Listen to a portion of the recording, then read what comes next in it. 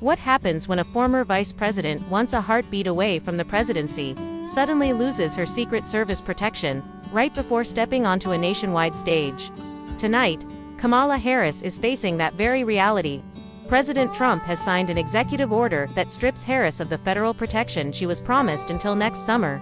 The timing, just days before she launches a high-profile book tour, where she will be face-to-face with thousands of Americans in crowded theaters, airports, and book signings, places that Secret Service agents usually secure.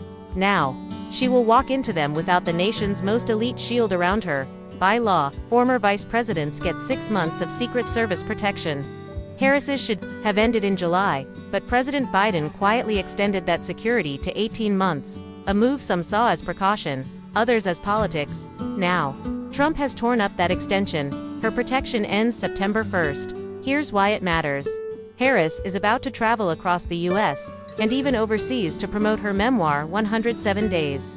Book tours mean crowds, cameras, and unpredictability. Without Secret Service, she has forced to rely on private security, but private guards cannot tap into federal intelligence, cannot shut down airspace, cannot intercept threats in real time.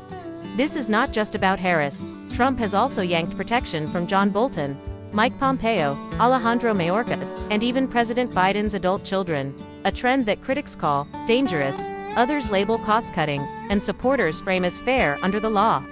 California leaders like Gavin Newsom and Karen Bass say this is not about money or law. They call it politics weaponized against safety.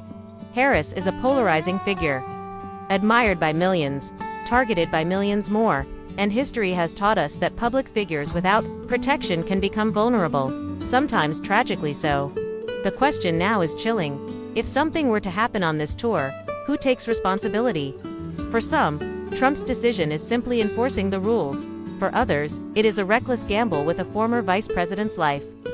One thing is certain. Beginning September 1st, Kamala Harris will step onto the public stage with far less protection than any modern political figure of her stature. So what do you think? Is this a matter of law and fairness, or is it a political move that risks tragedy? Should former leaders be left vulnerable once they step down, or do we owe them more? Tell us where you stand, because this decision does not just affect Harris. It sets a precedent for how America protects, or abandons, those who once carried its highest offices.